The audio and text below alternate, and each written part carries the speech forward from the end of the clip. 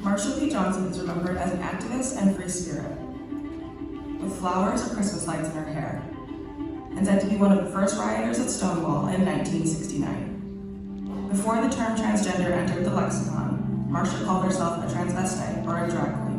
When I became a drag queen, I started to live my life as a woman. During her life, she and other trans activists struggled to be fully accepted in the gay community, which often excluded trans people.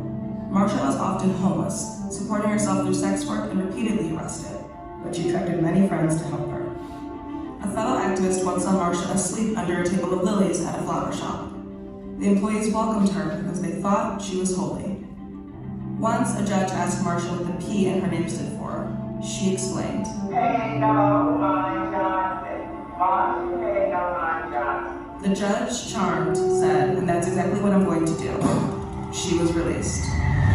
She was well known in New York's Greenwich Village, where she became an icon after the Stonewall riots. I was one of the first girls to ever come and drag to the Stonewall. 1969, the Stonewall riots started. That's when I started my party.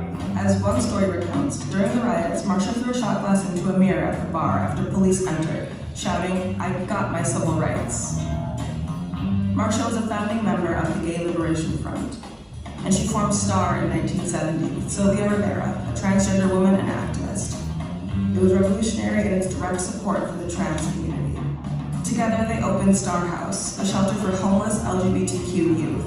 She was also an advocate for those affected by HIV and AIDS, and rejected the stigma and shame associated with the virus. I was just getting close to it again, and popped out of my head. Including myself, I have HIV. She remained devoted to her Christian faith throughout her life. Friends say she could be found praying in various churches, at times dressed in velvet, throwing glitter. Marsha died in 1992 at the age of 46. At the time police said she'd taken her own life, a claim friends disputed. It's hard for me to believe that she would commit suicide. The case was reopened in 2012 as a possible homicide. Like Marsha, trans women continue to suffer from long-standing discrimination and violence. Her legacy reflects the ongoing struggle for transgender people to be safe and receive equal rights. People realize that we're all brothers and sisters, as human beings and human beings.